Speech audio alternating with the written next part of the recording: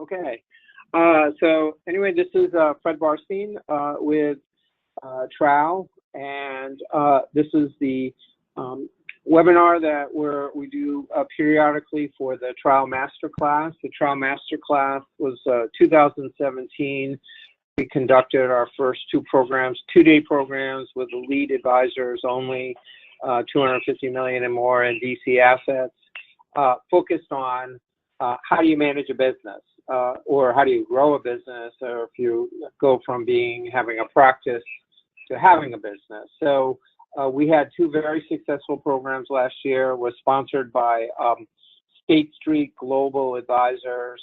We are going to do two programs again this year, October 25th and 24th and 25th at the Gleacher Center, University of Chicago, downtown Chicago, and November 12th and 13th at UCLA program. And one of the sessions, the 6 sessions and subjects that we cover is succession planning, and how do you plan for the time where you may want to sell your practice, or you may be in the mode of buying practices. So today we're going to focus on that, and we have with us speaking is Dick Darian, and I'm going to introduce Dick and really lead into his presentation. A couple of points. We're going to leave audio questions to the end, but you can, if you're online on the computer, you can ask questions under the chat or the question box, and then we will open up for questions at the end. And if you do ask questions during the course, we'll stop and answer those questions. In the terms of getting the PowerPoint, we'll give you Dick Darian's email, and you can email him directly if you would like the PowerPoint. But before I get started, I know Greg Porteous is here and registered. I'm not sure he's on the line, but I wanted to give Greg, who is really, without his support, all of this would not happen. So, Greg, are you on the phone, and do you want to say a few words first? Okay. So maybe at the end, we'll have Greg say a few words. So let's get started. And I wanted to introduce Dick. I think most people know who Dick Darian is. I've known him for over 20 years. Most recently, Dick was the head of DCIO for BlackRock. And I will say that I think that BlackRock and what Dick did as his strategy has really changed the way that DCIOs are working and looking at the market. So he's had a dramatic impact, and I think a real leader. And he's got a real varied background, worked for a TPA early on, so he's a bit of a geek. That TPA was sold to ADP. He then worked for Reliastar, which was a group that Chetney was involved with, and Mike Farrell, that was sold to, at the time, was sold to Aetna, which is went to ING and now Voya. He went on to work at MSS, where he was the head of sales, and he did work for a while with NRP and was a senior position. So he's seen the world from record keeping, DCIO, specialist, advisor. So he's really got a great background. And he has just recently this year formed a group, an M&A advisory group, focused on what we think is a consolidating or about to be consolidating advisor market. And he is representing sellers and buyers in this market between advisors and either the specialists or the aggregators or PE firms. And there's a bet that this is all going to heat up, and this is where his focus. He's got Adam Sokolic from NRP, formerly NRP, and then LPL and American Century, and also Bob Francis, who NRP and the head of sales at one point for ING. So it's a great group, and Dick has got a great perspective. So I'm going to sort of lead in questions for Dick. And before we do that, and I'm having trouble, DJ, going to the next slide. And while I'm trying to figure that out, let me, okay. We're going to the slide. Okay. Dick, why don't you just give a bit of a lead in to, what we're going to talk about, a little bit of an introduction and review what we're doing. Sure, absolutely, Fred, and thank you for that introduction. To everybody on the call, thanks for taking the time today.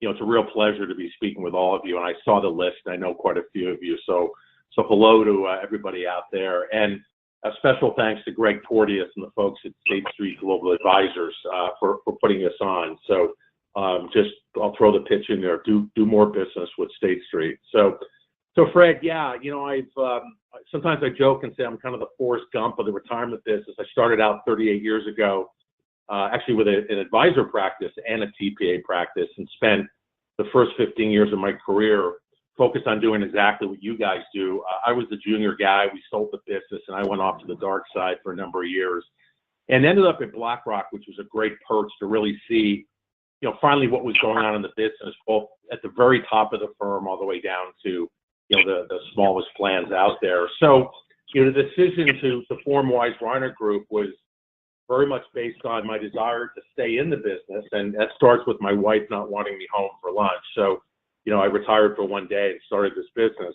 But, all kidding aside, it's allowing Bob Francis, Adam Sokoloff, and I to really get involved with the consolidation, which frankly is going to happen with us or without us. So, what I wanted to do today was really give everybody a sense of how we see the big picture, starting with the financial services industry in general, which, by the way, is going through all the same things that the DC business is going through, just kind of it's earlier, and look at some of the impacts on you folks. Talking about some of the challenges and opportunities, and then look at some of the things ultimately that I believe that practices should be thinking about.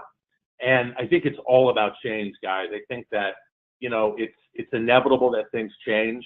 You look at retail and you think about that whole business and Amazon and how that's changing things. So I would start to think about change, start to think about the opportunities that it brings. And we'll talk about some of that today, Fred. Right. So why don't you give us a bit of an overview, a big picture with all the different players in the market, Dick? Sure.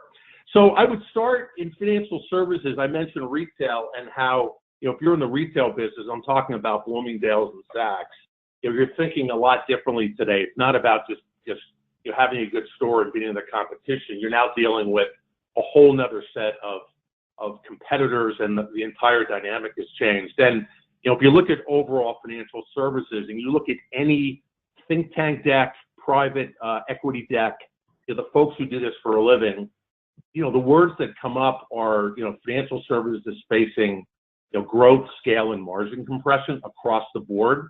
And again, when I say financial services, I'm talking about every firm in the ecosystem, from Merrill Lynch to Bank of America down to, the smallest advisor practices. And, in general, the strategies to compete and win are just becoming a lot more complex. And, we talk about the old days. I was with someone today talking about terminal funding and 7% commissions and all those things. Well, those are the good old days, but the economics in general across the board are deteriorating. Distributors are consolidating. You've got emerging technologies that are coming in and disintermediating the space, whether it's robo or private equity. Speaking of private equity, you have every large private equity firm looking at financial services. And frankly, we'll talk more about looking at the lower half of the DC business and wondering, how do we disintermediate this cottage industry? You've got a changing demographic. You've got a need for new capabilities. We talk about the value chain that's shifting, and you especially see that with in our space with record keepers and the larger aggregating firms like CapTrust, who are now competing with Fidelity. You've got consolidation, and And frankly, I'd say especially you're starting to see this, you've seen this for a while on the record keeping side, but the gap between the leaders and laggards is widening. And you're starting to see that in the business I just came out of in DC, IO, where BlackRock, American Funds, State Street, Vanguard, some of the record keepers like Fidelity and others, we're getting all the cash, and you had significant DCIO firms in net redemption. So bottom line, the entire financial services business is changing. Now, that's not all bad news. There's opportunity in this change. It's just going to require that you start thinking about kind of what got you here may not get you there. So that's the big picture.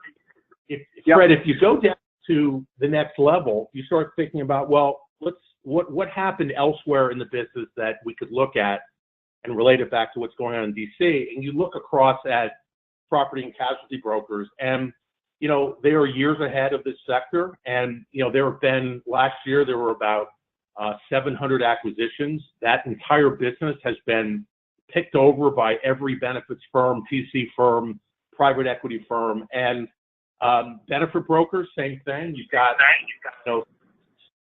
got 7 very large benefit firms that are in PC firms that have been in acquisition mode for the past 10 years. You've got private equity firms that are adding to that list. And then if you think about the wealth side, you've got folks like Focus Financial, Dynasty, Financial Network, Hightower, United Capital. And, very slowly, as those firms form in the wealth space, they are also beginning to form retirement operations. You've got, PFE went to United Capital. You've got Hightower. You've got Fiduciary Plan Advisors there. You've got at Focus Financial, Buckingham and Sentinel and Benefit Financial Services. So, that's happened on the wealth side. And then within our world, within the DC space, you've got the national consulting firms, and I'll talk in a minute about where they're at, but bottom line is the consolidation there has been massive, and we'll get into that in just a second. So I finish up in this section by just saying, look, we know what's going on with record keepers. It hasn't been linear, guys, but when I talk to the heads of the successful record keepers these days, and I have those conversations, you name the record keeping firm that, and Fred, you were early in talking about this, every record keeper is for sale, almost. Not Fidelity, not Empower, but you use your imagination, and for the right price, record keepers you wouldn't imagine are for sale. So, the latest scale number is 7 million participants, up from 3 million 5 years ago. So you're going to see that happen. You're going to see that consolidation finish. And then, of course, DCIOs. And lastly, I would say, Fred, private equity, they are circling the space in every sector, from record keepers, DCIOs, and especially on the advisor side, which will accelerate. So, look, just the state of a lot of change within our business, which again requires that everybody on the phone start looking at not only on a relative basis, but they have to look absolutely at their practices and say, what do I do with these changes? So let's take a deeper dive into the advisor market, which is the focus, and how do you see that sort of early stage, right? But how do you see that shaping up? Yeah, so what I put together here on the very top, you guys have probably seen this before, but essentially we're looking at the size of the plans and where are the assets, and clearly the mega and large market hold probably 65% of the assets. But wanted to kind of, if you could put the color scheme together, you see that when you go down to the next box and you see national consulting firms and regional boutique firms, and you stop there, the top 6 national consulting firms, Aon, Mercer, Watson Wyatt, Hewitt, control almost $3 trillion in DC assets. And if you look at the next 50 firms, and I'm talking about the regional and boutiques, they have been slowly picked off by the 6, and I'll say 6 to 10. So essentially, the top 60% of our world has been consolidated down to 50 firms, and they are owning that space. And it's very similar to what's happened with record keepers. If you then go to the next box, you've got the beginning in what I'll call the retail space of aggregator firms, I'm thinking CapTrust and SageView. I'm thinking the 7 employee benefit firms like NFP and Lockton and Gallagher.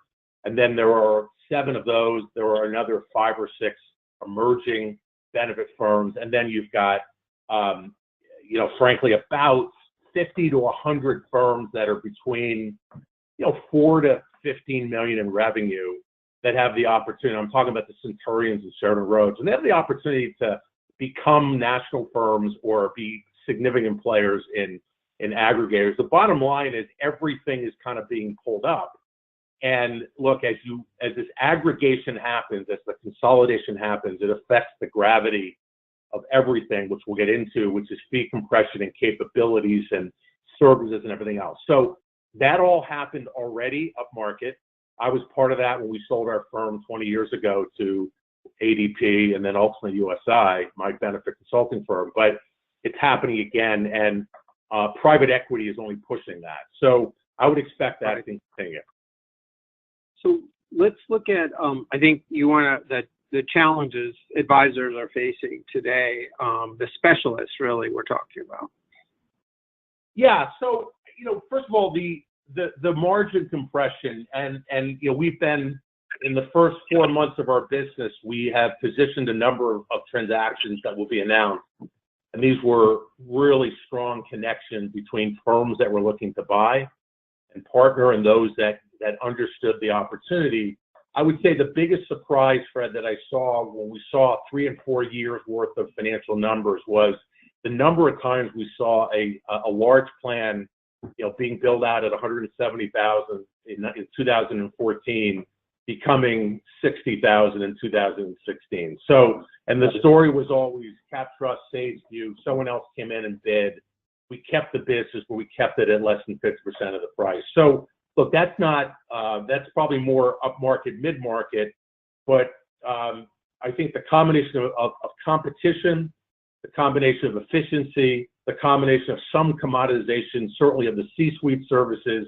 You've got 338 firms selling services at a very low cost. And bottom line is, if you just look at I'll call it the value of a C-suite franchise today, it is not, without any growth, it's not going to gain in value. It will probably lose value. And I think most buyers view it that way. So you've got more compression caused by that.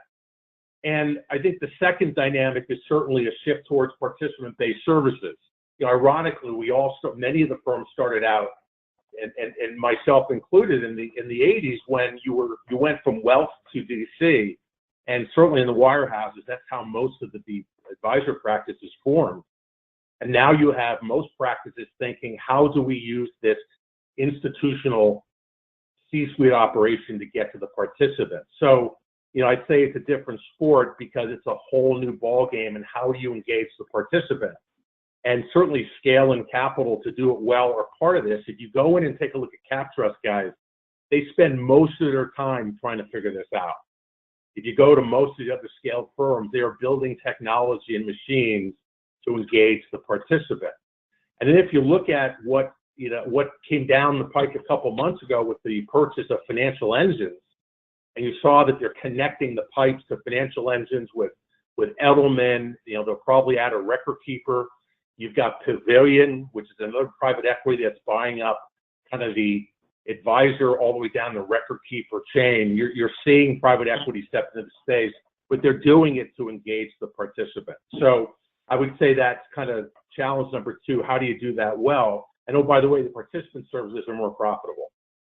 I'd say the third thing is complexity. And, if you're blessed enough to grow and get bigger, bring in clients and add people, managing a business is tough. And, as good as most of the advisors are in our space who have, the mission of helping plan sponsors and participants and do it really well, they're honest, they know the business, but it's a whole different ballgame managing a complex operation. And again, I'm surprised at how many firms we're engaging who don't even have the financials and don't understand where their money's going. So I think complexity and the move to independence is a big deal. And frankly, managing a business, I'll say this at the end, but one of the most important things to do as you grow is to start to think like a business, not like a practitioner. The fourth thing, Fred, would just be private equity. And again, private equity firms they've been very involved with property and casualty. They've been very involved with employee benefits. They are all over financial services. They understand the value of this business. They're in love with the concept of having a business where you have a C-suite relationship where you can engage the participant. Now, everybody on the phone knows how hard that is and how romantic it is to think about engaging the participant, but it's tough to execute. But private equity is kind of bringing tons of money to space. And think about it, with the markets kind of teetering a little bit, and the future probably having muted markets at from 4 to 5%. There's a ton of money off the table sitting in private equity looking for a home. So there are significant private equity firms looking for a way to disintermediate this cottage industry. So more money, more expertise, and again, they're unencumbered with kind of existing operations. So you're going to begin to see more challenges there and bigger companies. And then lastly, of course, all this leads to more consolidation, which feeds everything on top of it, Fred. So those are some of the challenges. And let's why don't we get into some of the opportunities that you're seeing for consulting or advisory firms? Yeah, so I would start. It's not on the sheet here. I would start with just the concept of change. And I joked in the beginning about my career, and I was an advisor for almost 15 years. I worked on the record keeper and DCIO side. I helped build a distribution company that went to BlackRock, and kind of saw the target date index kind of early. And Greg Porteous helped, and Fred, both of you guys helped me with that 10 years ago. And I just was okay with the change. And I think the first thing is just the opportunity is with change, most people will not be able to handle it. So if you are someone who looks out in the marketplace and understands and becomes a student of what's going on, you're going to be at a major advantage. So an opportunity is just to pay attention, and to understand that what got you here is not going to get you there, and just say, okay, what do I do next? And we'll talk a little later about the specifics. It's early. All of this is still starting. If you look at the consolidation, the mergers, all those things, we're at the very early stages, and there are an amazing amount of opportunities. I was with a large company this morning. Everybody in this phone knows the name. They're looking to buy a firm that will come in and essentially bring the lead practitioner in to become the head of their entire business. That could probably be a $150 million business within 5 years. So if you're paying attention, you say, well, is that something I want to do? And there are probably 25 practices at least who could make that move, but they're not necessarily paying attention. So there are many choices and opportunities to go out there and do something other than what you're doing today. In terms of, I'd say seller's market, but what I mean is that the value of businesses, advisor practices are coveted. There's an opportunity to merge, get bigger. There's an opportunity for mid-sized firms to go to smaller firms and bring in smaller practices. If you take two firms of $1 million in revenue and put them together, and if each firm alone was worth $5 million, you put the two together, it doesn't equal 10 million. It's more like 12 to 13 million. So the act of putting two similar sized firms together creates more value than the sum of the parts. So definitely a seller's market. Timing over the next couple years, it's going to be a great opportunity to look at opportunities. And I use the word sell very broadly as do something other than what you're doing today. Control and collaboration. Again, with all the opportunities, there are all sorts of ways you can grow inorganically: acquisition, succession planning, both buy-ins and earn-ins. Looking at your business, and I'll talk more about this in a minute, but it's the best time to be looking at your operation and thinking about enterprise value. And again, we'll talk about this and thinking about the value drivers and saying, how do I maximize the value of my firm? Because, guys, everybody on the phone probably has a house. You don't start working on fixing the house the day before you sell it. You do it years before, remodeling the kitchen, the bathroom, the things that add value. The same thing goes to your practice. Again, I'm shocked at how many firms don't think of it that way. And then lastly, again, I'd say advisor firm acquirers, there's an opportunity out there. There's a lot of capital, people with money looking to invest in firms that can then acquire and grow. And this is, again, connected to, do you have the ability to run a business? But there's an opportunity to kind of grow inorganically by buying practices. There's an age, the graying of the business. My son works at Morgan Stanley, and the stat there is there are more advisors at Morgan Stanley over 70 than under 30. So there's a lot of business in general out there, smaller businesses that will be for sale. Aggregating that business, paying attention, finding it, could triple, quadruple the size of your business, and then sell that for an incredible value. So, more than that, Fred, but those are some of the opportunities. Hey, Dick, before you go on, one question. It seems that early on, valuations are all over the board. No one's really sure who's worth what, and buyers and sellers. Are you seeing that stabilize, or are you seeing it still like, no one's really sure what the value is at this point? Well, I think it's evolving, Fred. So if it makes sense, I could spend a couple of minutes just chatting about that. Should I? Yes. So, first of all, how is it done? Most firms are looking at it to be as specific as possible. They're not using a multiple of revenue. They're using a multiple of EBITDA or EBOC. And essentially, they're trying to come up with a normalized kind of free cash flow number and then apply a multiple. And so most firms have their own process on that. The bottom line is how much money is left after you pay yourself. And then there's a multiple on that. If you think about the range, you start at 6 times that number at the bottom. Right. Say for anybody, that's the beginning. And at the top, you go to, I'll say you go to CapTrust. And, CapTrust values itself internally at 10, but that's about a 25% reduction off a market. So you think the CapTrust would go from 12 to 13. So frankly, you start with that range of 6 to 12 times EBITDA. And then if you go to current deals, and Fred, like anything else, it's whether it's Major League Baseball or whatever, it's the market, right? So, the market right now for a strong firm of a certain size is hovering in the 8th as a multiple. And then there's this mysterious thing called strategic value.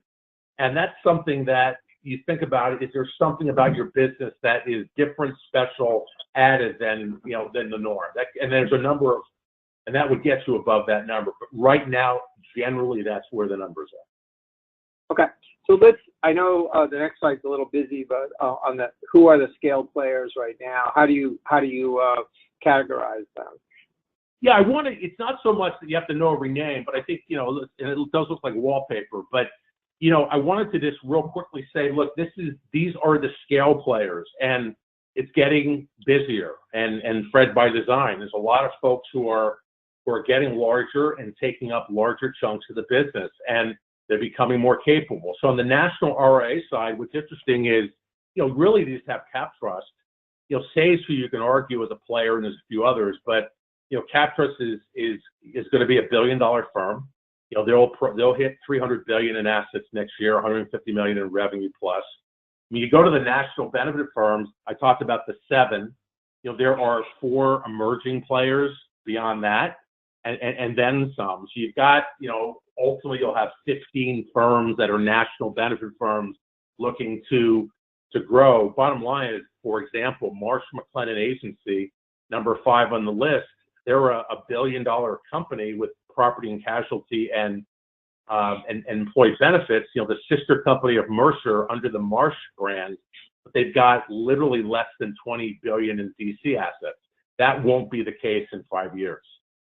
Right. You then go to the platforms and affiliations, and you're starting to see significant success at you already had RPAG, RPAG, and PAA, but RIA is growing amazingly. It's an affiliation strategy. They're going to start to acquire. PensionMark is owned by CapTrust, as everybody knows. SRP is a unique, strong and unique brand around bringing advisors together and having a common back office and ultimately, a sales strategy. And then what I find most interesting are, the kind of the emerging national players, which are firms that I just threw a couple examples here that frankly are big enough to become national players. And if they band together, they could become a national force. And many of them are talking. So, on the top row here, you're seeing the emergence, I'll call it in the retail space. On the bottom row, you've got the existing national players that are coming down market. And then you've got the regional boutique consultants, and then you've got the wealth management consolidators that are all bringing on and buying DC businesses.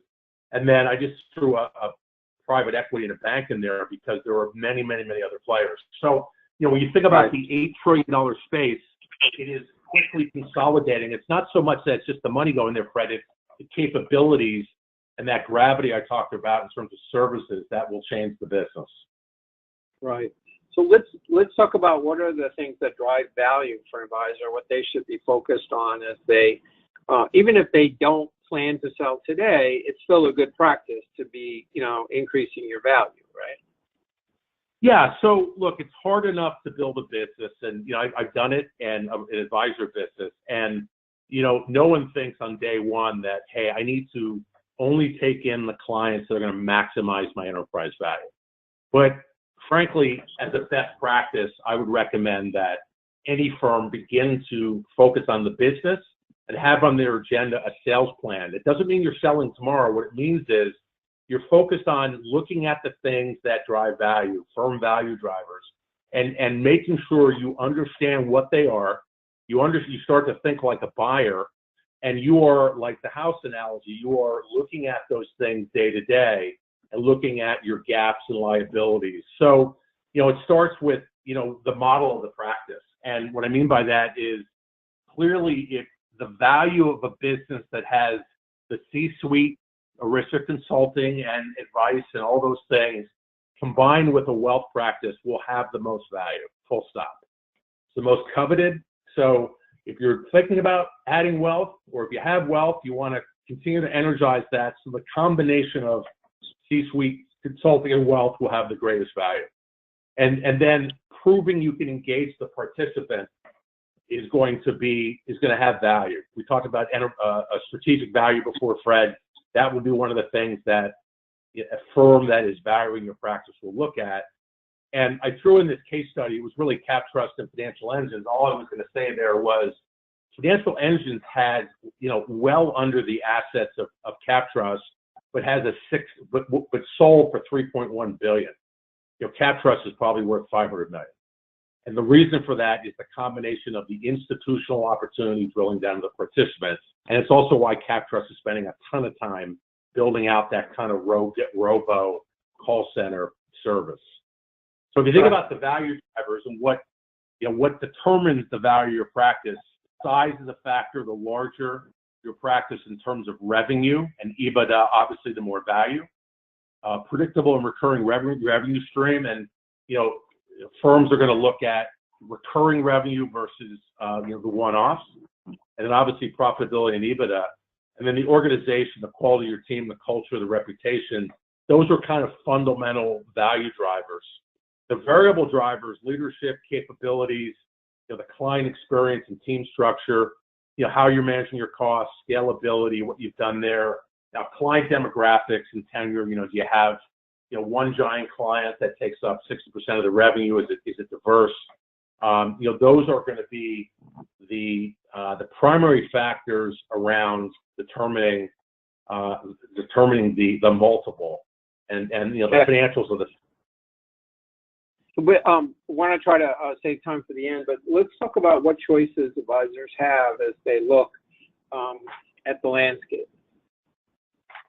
Yeah, so look, this slide is pretty straightforward. I think stay autonomous, 100% ownership, and that is certainly a way to go. And you can do that, and none of these are kind of mutually exclusive, because I think you can stay autonomous and actually join an ecosystem. For example, go to RIA, use their back office. Right. You still own your, or you can stay autonomous, join RIA, and bring on capital. And I think that these are some of the decisions you need to make. And if I had more time, I would have made the fourth column, which is to really maybe it's not join an ecosystem, but join another company. And Right.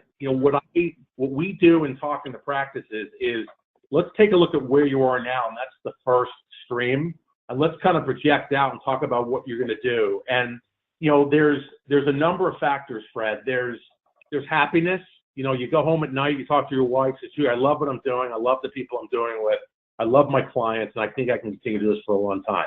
And that's a great thing. And if you make a change, you want to be able to still be able to say, "I love the people I'm doing it with." So once you move away from autonomy, you want to be able to, the number one factor is not how much money. It's more about who are these people that I'm joining? Can I trust them? Do I like working with them?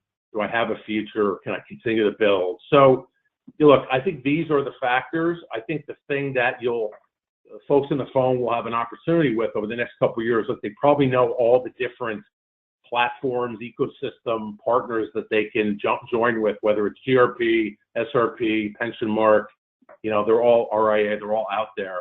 I think what'll be more common will be capital to grow inorganically as that consolidation continues.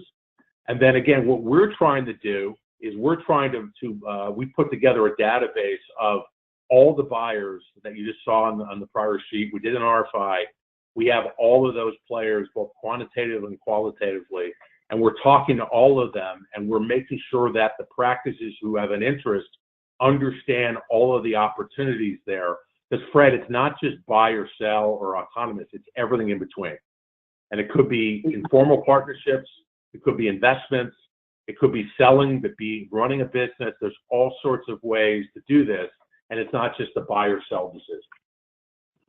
So what are some of the inorganic growth options that you're seeing? Yeah, so, again, I'd say surprisingly, like me, I'm never going to die, knock on wood, but, most advisors don't have a succession plan in place. It's so common. And, we're spending quite a bit of time working with practices to build buy-in and earn-in strategies for their existing staff. So, look, you can sell your business to your current employees. We have a transaction we're going to be doing very shortly where that has happened. It's going to be about the founder, leader leaving the firm and the junior folks taking over. So, that's number one. Number two is bringing in capital. If you have the desire to get bigger, there are folks who will invest in a small piece of your firm and provide the capital for you to do it. There are also folks who will become a passive investor who will not really care about what you do day to day, but are going to provide you the capital. And then, we believe, and we're starting to work on a number of these, the merger of businesses, you're going to start to see more and more of that. And again, just the merger, common platform, the savings, the value of 5 practices coming together on a Monday and selling on a Tuesday is actually pretty enormous. And all that happened as they came together. There are clearly aggregators that are looking to buy, and that's going to continue. And selling to a strategic acquirer like a CapTrust or a financial acquirer, I'd say Hub, Fred, is more of a financial acquirer where they're going to buy your business, you continue to do your thing. They just want your financials. And then there's the ability of practices to actually acquire on their own. We have, of the 50 or so of the regional powers I talked about, most of those firms are beginning to think we should continue to get bigger and grow from 8 to 10 billion or million in revenue up to 20 to 30 million. And then, of course, tuck-ins, which are the smaller firms. So we see all of these strategies on the table. And what we try to do is sit down with practices and talk about, there's the soft side, which is what do you want to do? What brings you enjoyment? And what do you feel comfortable with? And how do you take advantage of the opportunities and at least see them and then come up with a strategy that makes sense? So the keys to success, I'm going to skip over. It's a little dense, and we don't have the time. But for those interested in, what you need to do, depending on what decisions that you make, will be here. So one of the questions, and this is a bit of a plug for you, but I think it's important, is what do we tell our clients when it comes to planning for retirement, and what do we tell plan sponsors? The first most important thing to do is hire an advisor, hire an outside person. to do that. Yet we're not really seeing that so much. And in the polling and what we saw from what advisors wanted to do from last year's master class, very few were looking at that. So, I mean, why is it important? And then also look on the other side, do it yourself, on this. Yeah, Fred, I would look, it's all about opportunity. And, I was talking to someone today about Bill Gates, and, smart as hell, and it's amazing what he did, but he kind of had to understand at that moment that the Altair was going to become the thing, and it's a personal computer. So kind of had that vision. So it started with recognition, Fred. So, the execution, I mean, he ripped everybody off and he was successful, but, he had to recognize the opportunities. So I think it's important, number one, to understand what's happening, to educate yourself, to reach out and to work with someone like us to say, what's out there? I'm currently, as an advisor, doing this. What should I be doing? And it's kind of the way I looked at my career. I used to go into work and see the people that went 9 to 5, and I never understood it, because that extra hour made all the difference. And I think for firms, understanding what's happening out there will then lead to a recognition of the opportunity. And one of the 10 things that they could do will be clear and make some sense. So I would first kind of, understand that process makes some sense. And what we're doing is we're working with firms just to kind of have that discussion and do that review. And then kind of, make sure that you're ready when the opportunity comes. So again, doing a deep dive on your firm and its value drivers, and say, what are the things that we need to work on now, so that, and start to think like a buyer, so that you're put in control of maximizing the value of your business. And also being ready to do all the things that you need to pivot on, whether it's buying someone else and having your act together, or have someone buy you, or merge, or affiliate. So all those things. So, so we are very focused on that. The way I look at it, Fred, is like a sports agent. We're looking to do a lot of work.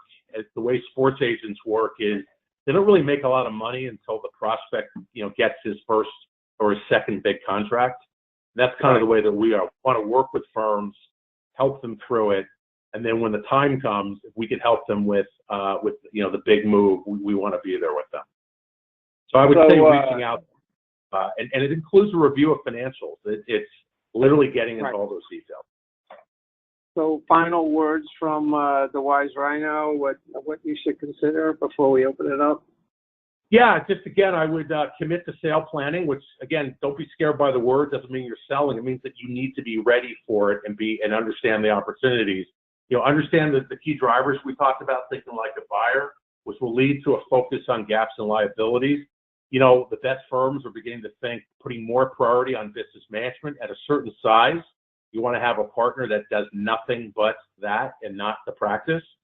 And then, of course, we think outside assistance makes some sense. We're happy to talk to everybody and anybody, and at a minimum provide insights when firms need it. We're willing to make that commitment at any time to help out, and we know that's going to benefit the firms and ultimately will benefit us. So, Fred? Yeah, that's good. And DJ, can you open it up now to everyone? So unmute everybody. And if you've got background noise in a noisy place, please mute yourself. But does anybody have any questions? Or you've got up here, if you're interested in getting the slide and you don't see the screen, it's Dick at wiserhinogroup.com, and you can see the three handsome gentlemen that are running the Wise Rhino Group, and you can tell quickly which one is the rhino in these pictures. So any questions for Dick about what's going on in the movement of the market, or even if you had some questions about the master class coming up? Are we unmuted, DJ? Yeah, I can't unmute everybody, but you can unmute yourself with *6 on your phone, or by clicking on the unmute button on the computer if you're using that. Or if you have any questions, just put them in the question box, and I can unmute you, or we can read your question off. Okay, so *6 if you want to unmute yourself, or if you want to type something in. Any questions in the last few minutes that we have for Dick? Here.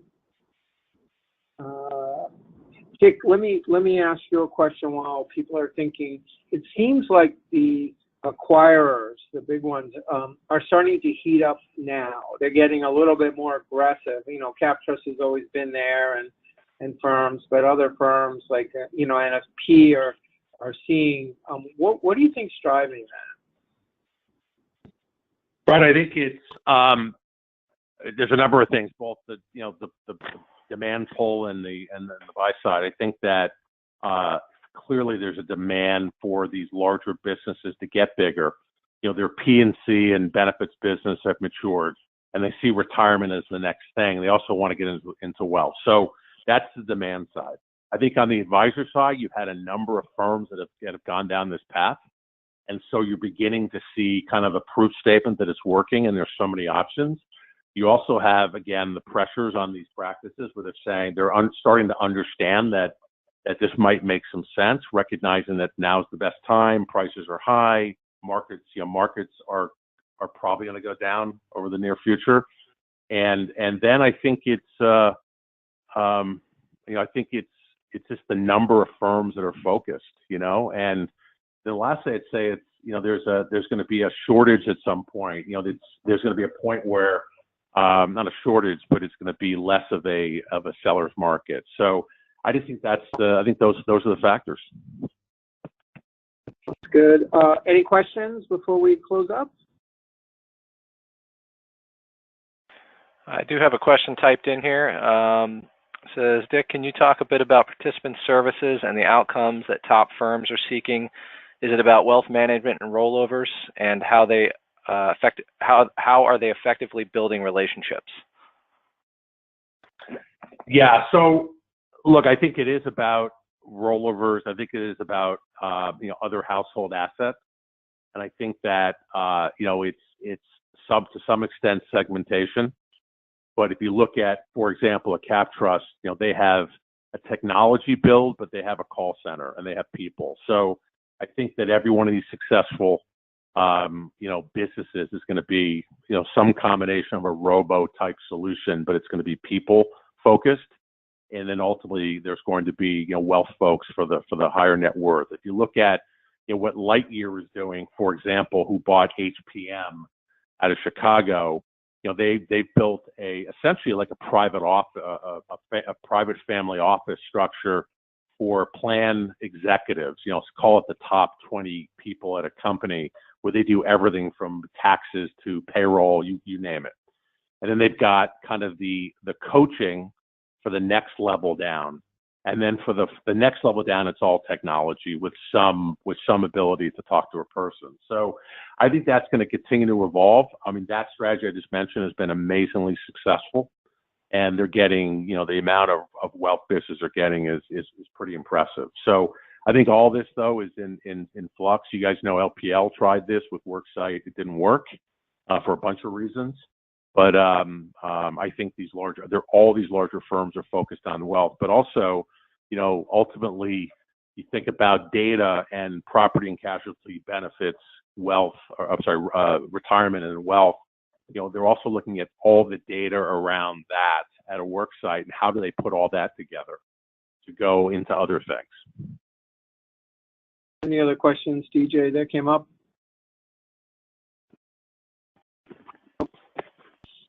Okay, well, thanks, Dick, for the words of wisdom. Thanks, everybody, for joining us, and hopefully we will see you at the October 24th to 25th program in Chicago, or the November 12th through 13th at UCLA, all sponsored by State Street Global Advisors, so there is no cost to attend those programs. So thanks, everyone, and hope to see you in Chicago or California. Thank you.